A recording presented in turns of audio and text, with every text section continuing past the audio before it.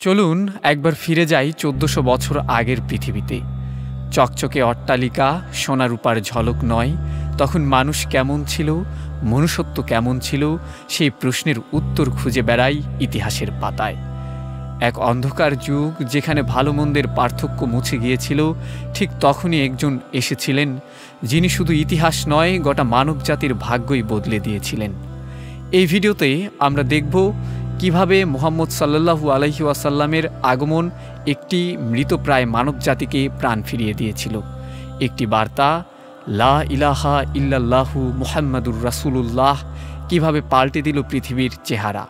ভিডিওটি শুরু থেকে শেষ পর্যন্ত দেখুন, কারণ প্রতিটি লাইন আপনাকে ভাবিয়ে তুলবে। একবার ১৪০০ বছর আগের পৃথিবীর দিকে দৃষ্টি দিন। এক্ষেত্রে উঁচু উঁচু ভবন, স্বর্ণরৌপ্যের স্তূপ ও চাকচিক্যপূর্ণ পোশাকের বিষয়াদি বাদ দিন। এগুলো তো পুরনো ছবির অ্যালবাম ও প্রাণহীন জাদুঘরেও দেখা যায়। বরং এটা দেখুন যে তখন মনুষ্যত্ব জাগ্রত ছিল কিনা। পূর্ব থেকে পশ্চিম পর্যন্ত, উত্তর থেকে দক্ষিণ পর্যন্ত লক্ষ্য করে দেখুন কোথাও মনুষ্যত্বের স্পন্দন পাওয়া যায় কিনা, এবং তাতে প্রাণের সাড়া ছিল কিনা। জীবনের সমুদ্রে বড় মাছ ছোট মাছকে খেয়ে ফেলত। মনুষ্যত্বের বনে বাঘ, চিতা, বকরি ও হরিণকে নির্বিচারে খেয়ে ফেলত। মন্দ লোকেরা ভালো মানুষের ওপর এবং নিম্ন প্রকৃতির লোকেরা সম্মানিত মানুষের ওপর, প্রবৃত্তি, বিবেক, বুদ্ধির ওপর, পেটের তাড়না, আত্মার দাবির ওপর প্রাধান্য লাভ করেছিল। কিন্তু এই অরাজক অবস্থার বিরুদ্ধে সমগ্র পৃথিবীতে কোনো প্রতিবাদ ছিল না, কোনো ক্ষোভ ছিল না। পুরো পৃথিবী যেন এক অচলায়তন শিলাখণ্ডে পরিণত হয়েছিল। বাদশাহ, উজির, ধনী, দরিদ্র সবাই স্থবির হয়ে পড়েছিল। সবাই অর্থমূল্যে বিক্রি হয়ে যাচ্ছিল। এমন কেউ ছিল না যে মনুষ্যত্বের খরিদ্দারকে উৎসাহিত করবে, যে মানুষকে ডেকে বলবে এই পরিবেশ আমাদের মুক্তির জন্য যথেষ্ট নয়, এই পুরো পৃথিবী ও তার জীবন আমাদের উচ্চাশার তুলনায় সামান্য। কেননা আমাদের একটি অনন্ত জীবনের জন্য সৃষ্টি করা হয়েছে। আমরা এই ক্ষণস্থায়ী জীবন এবং সীমাবদ্ধ পৃথিবীর ছোট্ট অট্টালিকার জন্য নিজেদের আত্মাকে কিভাবে বিক্রি করতে পারি। জাতি ও রাষ্ট্র এর থেকে এগিয়ে, সম্প্রদায় ও গোত্র এর থেকে বেড়ে মহল্লা ও পরিবার, ক্ষুদ্র ক্ষুদ্র দলে মানুষ বিভক্ত হয়ে যায়। বড় বড় উচ্চাকাঙ্ক্ষা সম্পন্ন মানুষ, যারা নিজেদের যোগ্যতা ও মর্যাদার ব্যাপারে বড় বড় দাবি জানাতো, তারাও বৃত্তবদ্ধ জীবনে অভ্যস্ত হয়ে গিয়েছিল। এতে কারো ভেতরে কোনো গ্লানি বা কুণ্ঠা ছিল না। কেউ এর থেকে বিস্তৃত পরিসরে মনুষ্যত্বের কল্পনা করতে পারত না। জীবনের সব সুরা ও সুধা ধোঁকা ও প্রতারণার জালে আটকে যায়। মনুষ্যত্ব এক প্রাণহীন লাশে পরিণত হয়েছিল, যাতে ছিল না প্রাণের সজীবতা, অন্তরের বোধ ও ভালোবাসার উষ্ণতা। মনুষ্যত্বের ছাদ, আগাছা ও পরগাছায় ছেয়ে গিয়েছিল, যা রক্তপিয়াসী পাখি, বিষাক্ত কাঁটাযুক্ত গাছ ও ভয়ানক পশু দ্বারা পরিপূর্ণ ছিল। শুধু দেখা মিলত না মানুষের।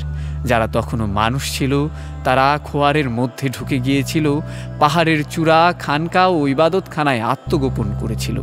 তারা জীবন জগৎ থেকে চোখ বন্ধ করে নিজেদের কল্যাণ চিন্তায় মগ্ন ছিল। আর তখনই মনুষ্যত্বের এই শীতল দেহে উষ্ণ রক্তের প্রবাহ সৃষ্টি হলো। শিরা উপসরায় চাঞ্চল্য এবং দেহে প্রাণের স্পন্দন দেখা দিল। যে পাখি এই দেহকে মৃত ভেবে কুরে কুরে খাচ্ছিল, এর ছাদে বংশ বিস্তার করেছিল, তাদের সেই ঘর নড়ে উঠল। প্রাচীন সিরাত গবেষকরা বর্ণনা করেছেন, পারস্য সম্রাট কিসরার প্রাসাদের গম্বুজ ধসে যায় এবং অগ্নিকুণ্ডের আগুন নিভে যায়। নতুন যুগের ঐতিহাসিকরা লেখেন, মনুষ্যত্বের অভ্যন্তরীণ কম্পনে তার বহিরাঙ্গনে কম্পন সৃষ্টি হয়েছিল।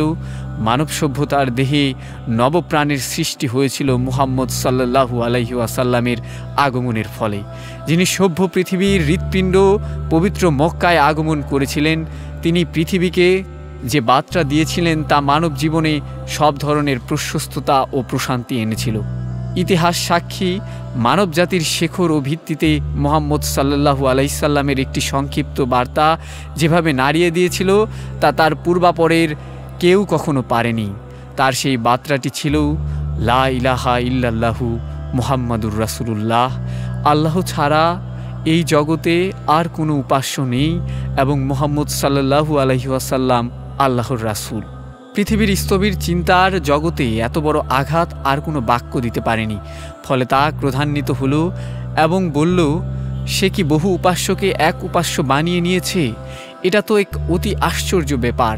সূরা সোয়াদ আয়াত ৫।